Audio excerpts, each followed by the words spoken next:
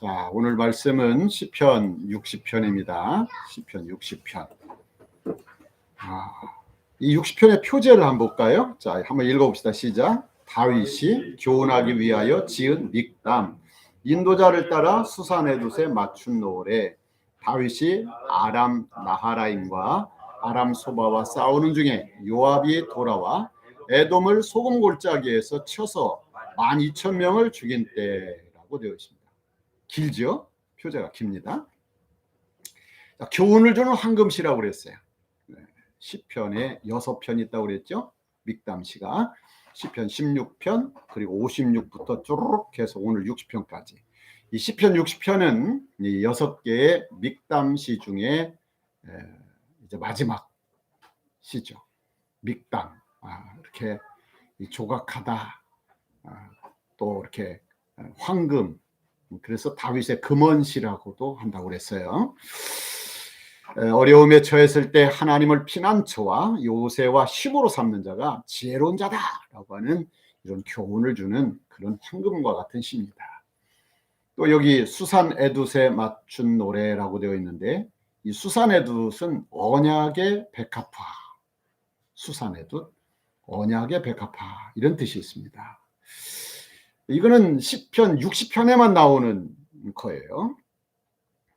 이 시편 기자는 하나님의 언약에 근거하여, 언약에 백합하다, 이 언약에 근거하여 시편 60편의 기도를 드리고 있습니다. 그러므로 본시는 다윗이 자기에게 주신 하나님의 이 말씀, 언약, 이것을 귀하게 붙잡고 환난 중에 기도로 승리하고 지은 황금과 같은 지혜시다, 이렇게 말할 수 있을 것입니다.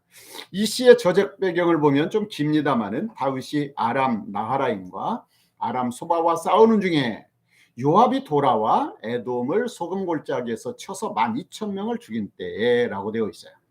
이때 상황은 사무엘하 8장 13, 14절에 나옵니다. 또 역대상 18장 12, 13절에도 나오는데요. 제가 한번 읽어보겠습니다. 사무엘상 8장 13절, 사무엘하 8장 13절, 다윗이 소금 골짜기에서 에돔 사람 18,000명을 죽이고 돌아와서 명성을 떨치니라. 다윗이 에돔의 수비대를 두되 온 에돔의 수비대를 두니 에돔 사람이 다 다윗의 종이 되니라. 다윗이 어디로 가든지 여호와께서 이기게 하셨더라 라고 되어 있어요. 또 역대상 그 18장 12절에 보면 수루야의 아들 아비새가 소금 골짜기에서 에돔 사람 18,000명을 쳐 죽인지라, 이렇게 되어 있어요. 조금씩 차이는 있죠. 다윗, 또 우리 시편에는 요압, 또 역대상에는 아비새, 뭐 같이들 참전했을 거예요. 누구를 대표자로 삼느냐의 차이겠죠. 어쨌든 왕은 다윗이고 사령관은 요압이고, 그리고 앞장서서 서서 싸우는 아비새가 있었기 때문에 오늘 시편에는 12,000명인데 역사서에 보면 18,000명이라고 되어 있는 것을 볼 때에 이 12,000명을 죽였을 때에 이 시를 썼고, 결국은 18,000명을 죽이고 명성을 얻었다, 이렇게 보면 될 것 같아요. 이것도 이런 거를 보면서 이제 의심스러운 눈으로 보는 사람은 이게 성경이 이상해, 이게 서로 안 맞아 라고 말하는데, 그렇지 않아요. 그렇지 않고 12,000명을 죽였을 때에 아직도 남아있는 에돔 사람들을 바라보면서, 그리고 너무너무나 힘들어서 다윗이 지금 하나님 좀 힘 좀 주세요, 우리가 좀 밀려 이런 상황이 아닌가, 제가 이제 이렇게 추측을 해봅니다. 비록 에돔과의 전쟁에서는 승리했지만은 겉으로 보이는 것이 전부가 아니었어요. 표제에 보면 에돔과의 전쟁이 있기 전에, 이 전쟁이 있기 전에, 이게 힌트예요. 다윗은 북쪽의 강국 아람의 두 나라, 아람 나하라임과 아람 소바와 싸우는 중이었다 그랬어요. 그때 남쪽에서 에돔이 때는 이때다 그러고서는 남쪽을 쳐들은 거예요. 응? 이러면 얼마나 난감한 상황입니까?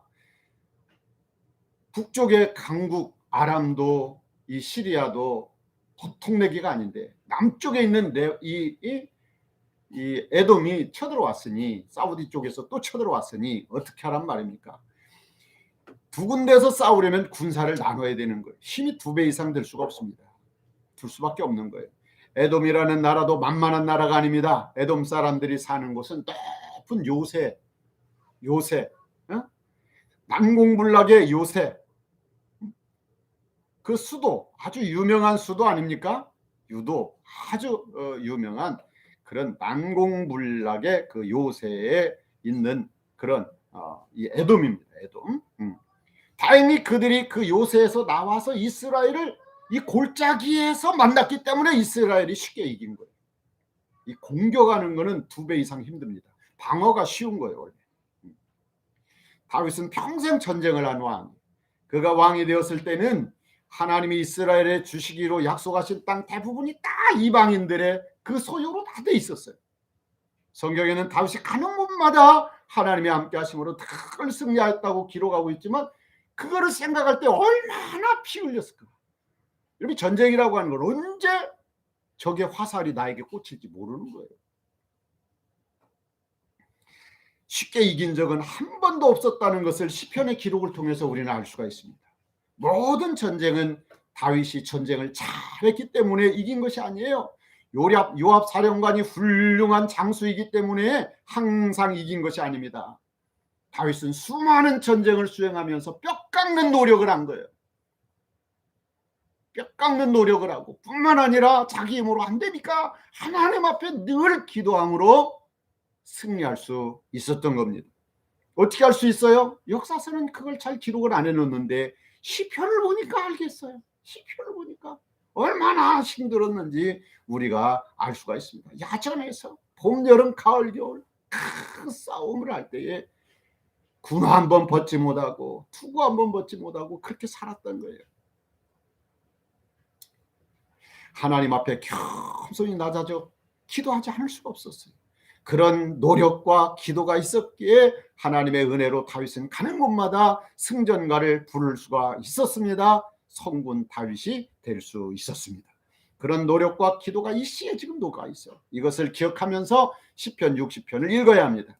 이 시는 세 부분으로 나눌 수가 있어요. 1절부터 5절까지는 탄식의 기도입니다. 6절부터 8절까지는 하나님이 과거에 하신 말씀을 인용합니다.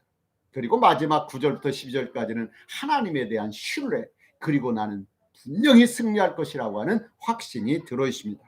먼저 우리는 하나님과의 관계, 자기의 정체성에 근거하여 기도해야 된다는 사실입니다. 여기 1절 한번 읽어봅시다. 시작. 하나님이여 주께서 우리를 버려 흩으셨고 분노하셨사오나 지금은 우리를 회복시키소서. 그래서 우리를 회복시키소서. 이 설교의 제목을 그렇게 했습니다마는 여러분 이 시편을 보다 보면 하나님이여 라고 하는 이 단어가 나와요. 여호와가 아니라 하나님이여 할 때는 엘로힘 하나님, 엘로힘이여, 능력의 하나님이여, 전능하신 하나님이여, 이런 뜻이에요. 특별히 어디에 많이 나와요? 2권에 많이 나와요. 2권 42편부터 하나님이여 사슴이 시냇물을 찾기에 갈급함같이 이렇게 하나님을 찾아 헤맵니다 라고 말하는 시편 42편을 시작하면서 이게 2권은 뭐냐, 이게 5권으로 돼 있다고 했죠. 시편은 이게 창세기의 5경 구조예요. 출애굽기는 뭐예요? 구원의 하나님 구원해 주세요. 구원하려면 뭐가 필요해요? 능력이 필요해요. 그래서 엘로힘 하나님, 하나님이요 라고 부르짖습니다. 다윗은 왕입니다. 그러나 왕일지라도 저는 무력합니다. 의지할 리는 하나님밖에 없어요 하고 고백합니다. 여기 주께서라고 번역했지만 이것은 당신은 아타라고 하는, 주는 그리스도시요 살아계신 하나님의 아들입니다 라고 할 때도 우리가 주는이라고 번역을 했지만 실은 성경에는 슈, 당신은이라고 하는 이 원어는 그렇게 되어 있습니다. 환난의 원인을 당신 하나님께 있다는 거예요. 당신이 우리를 버려 흩으셨고 분노하셨사오니, 세 가지 단어를 쓰고 있죠. 버리시고 흩으시고 진노하셨다. 택하다의 반대가 버리다죠. 그리고 흩으시고는 부숴가지고 흩어버리는, 그리고 이 모든 것이 하나님의 진노 때문이라는 거예요. 그래서 원래대로 회복시켜 주세요 하는 간구입니다. 2절은 진도의 내용입니다. 한번 읽어봅시다. 시작. 주께서 땅을 진동시키사 갈라지게 하셨사오니 그 틈을 키우소서. 땅이 흔들리미니이다. 지진으로 땅이 요동하여 갈라지게 했으니 갈라진 땅의 틈을 키워달라고 합니다. 그래서 환란을 표현할 때 쓰는 그런 시적인 표현이죠. 3절 한번 읽어봅시다. 시작.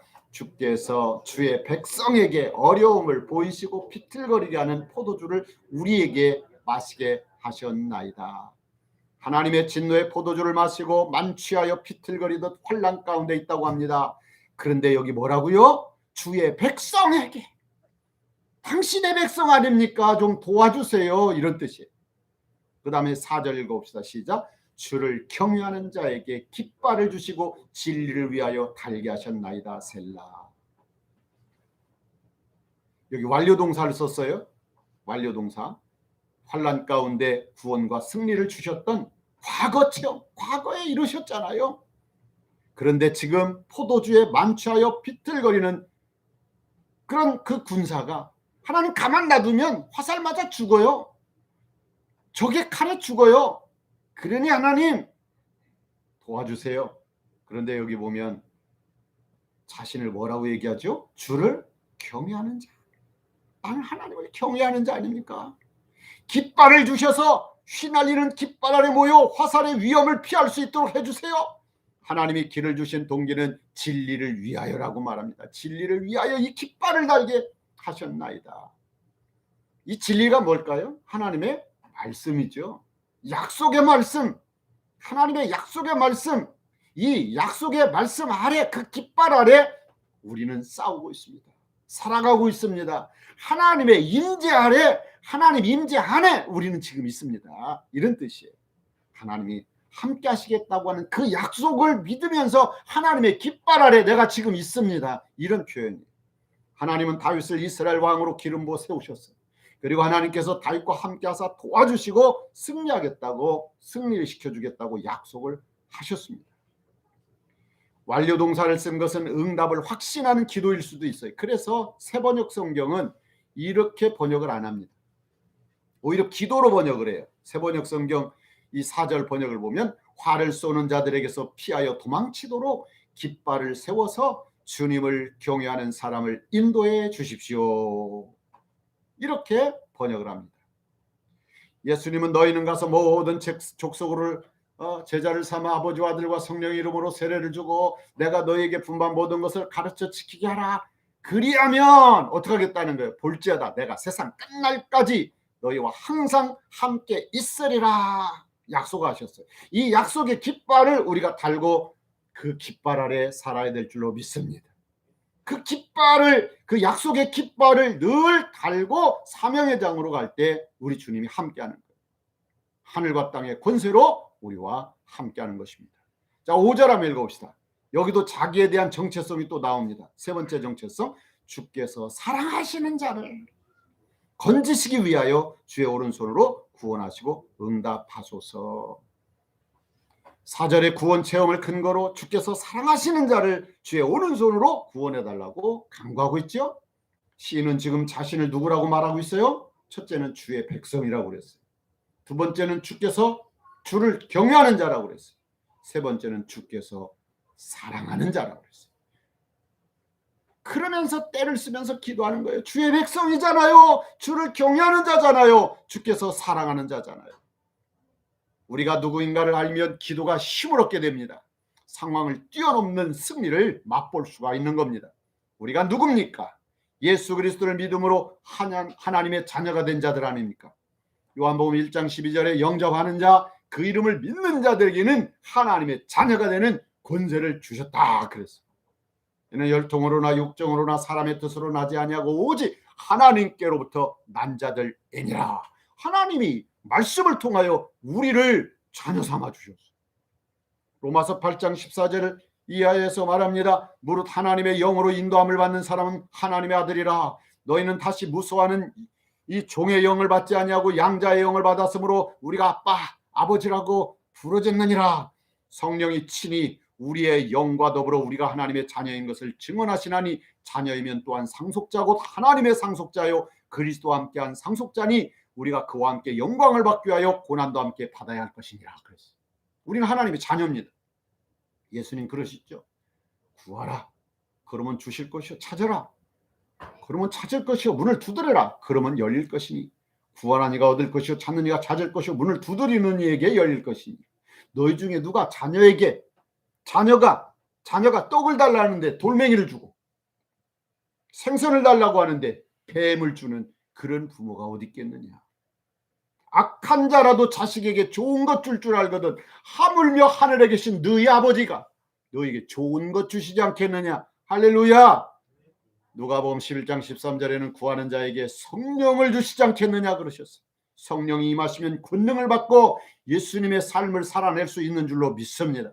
그래서 요한복음 14장 12절에서 말합니다. 나를 믿는 자는 내가 하는 일을 저도 할 것이요 이보다 더 큰 일을 하리라. 아멘. 우리의 정체성, 난 하나님의 자녀다. 하나님의 자녀에게 주시는 이 놀라운 이 약속의 말씀을 깃발로 삼고 살아가는 여러분 되시기 바랍니다. 두 번째로 우리는 언약의 말씀을 붙잡고 기도해야 된다는 거예요. 6절부터 8절의 말씀이 바로 하나님이 이스라엘에게 이 땅들 다 주시기로 했잖아요 라고 다윗은 지금 이 말씀 붙잡고 기도하고 있는 거예요. 우리 6절 한번 읽읍시다. 시작. 하나님이 그의 거룩하심으로 말씀하시되 내가 뛰놀리라. 내가 세겜을 나누며 숫꽃 골짜기를 측량하리라. 세겜이 어디에? 요단강 서쪽에 있죠. 중부 지역에. 그리고 숫꽃은 요단강 동편에 있죠. 이 세겜은 조상 아브라함이 처음 하나님께 제단을 쌓고 제사한 곳입니다. 이때 하나님은 그 사방 땅을 너와 내 자손에게 주시겠다고 약속하셨습니다. 또 야곱이 밧단 아람 외삼촌 집에서 올 때도 이 숫곳에서 머물고 그리고 요단강을 건너 세겜에서 살았던 적이 있습니다. 여기 나누며 청량하리라 측량하리라 다시 말하면 그 지역을 점령할 것이라고 하는 그런 말이죠. 아마도 다윗이 이 시를 쓸 때는 세겜과 숫곳이 이방의 소유였을 겁니다. 그래서 그 땅들을 이방에게서 빼앗아 이스라엘에게 달라고 하는 그런 강구입니다. 7절 한번 읽읍시다. 시작. 길앗이 내 것이요 므낫세도 내 것이며 에브라임은 내 머리에 투구요 유다는 나의 규이며. 길앗, 므낫세, 에브라임, 유다 이스라엘의 중심 지파일 뿐만 아니라 중심 지역에 그들이 차지한 땅. 길앗은 요단 동편에 있는 기름진 산림 지역입니다. 약 해발 600m 고원으로 되어 있는 길앗 그런 산지죠. 물이 많고 가축을 방목하기에 좋을 만큼 초목과 순목이 잘 갖추어진 지역이 바로 이 길앗입니다. 그 다음에 므낫세 지파에게 분배된 땅은 요단 동편 길앗과 요단 서편의 이 세겜 지역 갈멜산, 에발산, 그리심산도 이 므낫세 지파에게 속해 있습니다. 또 에브라임 지파가 어떤 지파예요? 아주 중심 지파죠. 북이스라엘에 여호수아를 배출한. 그래서 이 사마리아라든지 실로, 베델, 게셀 이런 땅들이 다 에브라임 땅들입니다. 유다 지파에게 분배된 땅은 가나안 땅 남부 지역, 베들레헴, 헤브론, 또 에돔의 그 경계인 그 신광야, 또 사해 남쪽, 그다음에 그 블레셋 땅들 가사, 아스글론, 뭐 아스돗, 에글론 이런 땅들이 다 유다 지파에 포함된 땅입니다. 이 에브라임과 유다는 북이스라엘과 남유다의 대표 지파지요. 그래서인지 에브라임과 유다는 특별한 명칭이 여기 지금 붙고 있어요. 에브라임은 내 머리에 투구다. 투구는 전사가 전투할 때 적의 화살이나 칼날로부터 머리를 보호하기 위해서 쓰던 쇠로 만든 그런 모자입니다. 에브라임은 리더 지파로서 여호수아와 같은 용감한 지도자를 많이 배출한 그런 지파라는 거예요. 유다는 나의 규라 그랬어요. 규가 뭡니까? 왕이 손에 쥐고 있는 지팡이 같은 물건이 규지요. 왕권을 상징합니다. 유다 지파에게서는 다윗과 솔로몬, 히스기야, 요시아와 같은 훌륭한 왕들을 많이 배출했습니다. 예수님도 유다 지파의 후손으로 오신 왕 중의 왕이지요. 8절에는 이스라엘의 인접국인 모압, 에돔, 블레셋을 또 향하고 있습니다. 한번 8절 읽어봅시다. 시작. 모압은 나의 목욕통이라 에돔에는 나의 신발을 던지리라 블레셋아 나로 말미암아 외치라 하셨도다. 모압은 더러운 몸을 씻는 나의 목욕통이라는 겁니다. 목욕통은 종의 지위를 상징합니다. 전투가 끝나면 목욕통에서 몸을 씻듯이 모압은 정복되어 이스라엘의 소유가 되고 모압 백성들은 종이 될 것이라고 하는 그런 선포입니다. 또 에돔에는 나의 신발을 던질 것이라. 이 신발을 던진다라고 하는 것은 정복을 의미합니다. 전투가 끝나면 신었던 전투화를 벗어 던집니다. 요압도 정복되어 이스라엘의 소유가 되고 백성들은 종이 될 것이라고 하는 그런 선포지요. 또한 전통적으로 이스라엘의 원수인 이 블레셋도 하나님의 승리를 외치며 맞을 것이라고 하는 그런 선포입니다.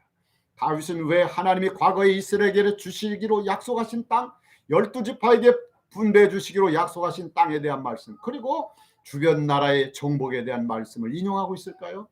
첫째는 하나님 이 약속 지켜주세요 하는 의미가 있고, 또 하나는 자기 백성들에게 용기와 힘을 주는 거예요. 하나님이 주시기로 한 땅들이야. 이건 하나님이 정복하게 하실 거야 라고 하는 용기와 소망을 주는 그런 역할을 지금 하고 있는 겁니다. 여러분, 성경 말씀은 이렇게 말합니다. 로마서 8장 32절, 자기 아들을 아끼지 아니하시고 우리 모든 사람을 위하여 내어주신 그 하나님이 그 아들과 함께 모든 것을 주시지 않겠느냐. 요한복음 14장 14절, 너희가 내 이름으로 무엇이든지 구해라 내가 다 시행하리라.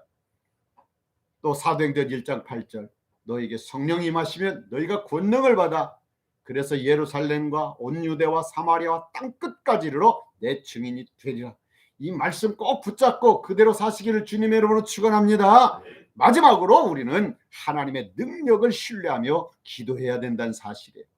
6절과 8절의 영광스러운 모습과는 대조적으로 9절 10절은 열악한 현재 상황에 대해서 지금 탄식합니다. 지금 이렇게 약속의 말씀 붙잡고 뭐 대단한 소망과 용기를 얘기하고 있지만 현재 상황은 너무너무 힘들다는 거예요. 너무너무 힘들어요. 그래서 9절을 이렇게 얘기합니다. 시작. 누가 나를 이끌어 견고한 성에 들이며 누가 나를 에돔에 인도할까? 이중적인 질문이죠. 누가 견고한 성 곧 에돔까지 인도해 주시겠는가? 에돔의 수도 보스라, 요즘 페트라라고 하는데 가보면 엄청난 그런 성이라고 하는 거 우리가 알 수가 있는데, 그런 견고한 성, 누가 나를, 그 견고한 성이 지키고 있고 버티고 있고 우리를 어렵게 만들고 있는 이 환란에서 누가 우리를 건질 수 있겠는가? 그리고 마침내 저 성을 정복할 수 있게까지 할 수 있겠는가? 그런데 지금 상황이 어때요? 10절 시작. 하나님이여 주께서 우리를 버리지 아니하셨나이까? 하나님이여 주께서 우리 군대와 함께 나아가지 아니하시나이다. 지금은 오히려 그들이 강해요. 지금 그들이 강하다니까요. 하나님이 안 도와주면 안 돼요. 지금 하나님 우리 버리셨어요? 우리 흩으셨어요? 우리 무너뜨렸어요. 지금 하나님 제발 도와주세요. 우리는 사무엘서와 역대기만 바라보면서 다윗은 가는 곳마다 그냥 쉽게 이긴 줄 알죠. 그렇지 않아요. 인생이 그렇게 쉬운 게 아니에요. 그래서 시인은 자신들의 그 어려움이 하나님께서 이스라엘을 버리고 자신들의 군대와 함께 싸우러 나가지 않기 때문에 그런 거 아니냐고 이렇게 하나님 앞에 막 매달리는 거예요. 호소하는 거예요. 응? 그러면서 11절 뭐라고 얘기합니까? 시작. 우리를 도와 대적을 치게 하소서. 사람의 구원은 헛되이니이다. 사람의 구원, 정치력도 발휘해봤고 군사력도 발휘해봤고 외교력도 발휘해봤지만 이거 안 된다는 거예요. 이것 가지고 완전한 정복이 안 된다는 거예요. 지금 효력이 안 나타나고 있어요. 그래서 승리는 오직 하나님이 도와주시면, 하나님이 구원해 주시면 이게 된다고 하는 하나님에 대한 절박한 호소입니다. 그래서 마지막으로 이렇게 확신하는 거예요. 마지막이 중요합니다. 이 시편은 마지막이 중요해. 그 앞에는 정말 울고 보채고 난리가 아니에요. 그런데 마지막 절이 우리에게 위안이 돼요. 시작. 우리가 하나님을 의지하고 용감하게 행하리니 그는 우리의 대적을 밟으실 이심이로다. 할렐루야. 이스라엘이 하나님의 능력을 의지하고 용감하게 나아갈 때에 모든 환란이 극복되고 승리할 것을 확신한다는 겁니다. 왜냐하면 하나님이 대적을 짓밟으실 것이기 때문이라는 겁니다. 예수님도 언제나 우리에게 믿음이 있느냐, 내 믿음이 너를 구원하였느냐, 이 믿음을 계속해서 말씀하셨어요. 할 수 있거든. 이 무슨 말이냐? 믿는 자에게는 능치 못할 일이 없느니라. 마가복음 9장 23절에서 말하고 있습니다. 여러분, 하나님의 말씀은 능치 못함이 없는 줄로 믿습니다.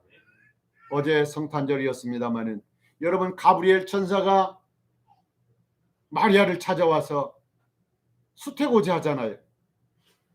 와서 뭐라고 얘기합니까? 처녀 마리아에게 은혜를 받은 자여 평안할지어다.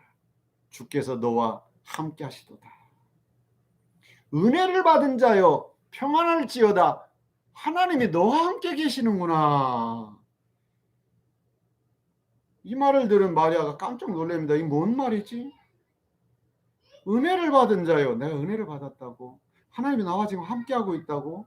천사가 와서 그러는 거예요. 이때 말합니다. 마리아여 무서워하지 말라. 내가 하나님께 은혜를 입었느니라. 보라 내가 잉태하여 아들을 낳으리니 그 이름을 예수라고 해라. 그가 큰 자가 되고 지극히 높은 이의 아들이라 일컬어질 것이요 주 하나님께서 그 조상 다윗의 왕위를 그에게 주시리니. 네가 왕을 낳는다는 거예요. 영원히 야곱의 집을 왕으로 다스릴 것이며 그 나라가 무궁하리라. 마리아가 천사에게 말합니다. 나는 남자를 알지 못합니다. 한 번도 자본 적도 없습니다. 그런데 어떻게 제가 애를 낳습니까? 그랬더니 천사가 말합니다. 성령이 내게 임하시고 지극히 높으신 이의 능력이 너를 덮으리니 이러므로 나실 바 거룩한 이는 하나님의 아들이라 일컬어지리라. 보라 내 친족 엘리사벳도 늙어서 아들을 배웠느니라. 본래 임신하지 못한다고 알려진 이가 이미 6달이 되었나니 대저 하나님의 모든 말씀은 능치 못함이 없느니라. 그랬더니 마리아가 믿음으로 받아들입니다. 주의 계집종이 오니 말씀대로 되어지리이다. 할렐루야. 말씀은 하나님이 하시는 거지 내가 하는 게 아니에요. 이루어지다. 이루어지는 거예요. 믿음도 하나님이 주셔서 내가 수동으로 믿게 된 거예요. 실은. 그 다음부터 내 믿음 가지고 나가는 거예요. 능동적인 믿음 가지고. 응? 하나님은 세상을 구원하시는 역사를 믿음의 사람들을 통해서 놀라운 기적을 통하여 이루어가고 계십니다. 그러므로 성도에게 기적은 놀라운 것이 아니에요. 사랑하는 여러분, 말씀 끝냅니다. 무슨 어려운 일을 만나든지 먼저 다윗처럼 기도로 해결받으시기 바랍니다. 기도는 만사를 변화시킵니다. 하나님의 약속을 늘 기억하며 선포하십시오. 약속의 말씀은 과거나 현재나 미래나 관통하는 절대적 진리의 능력입니다.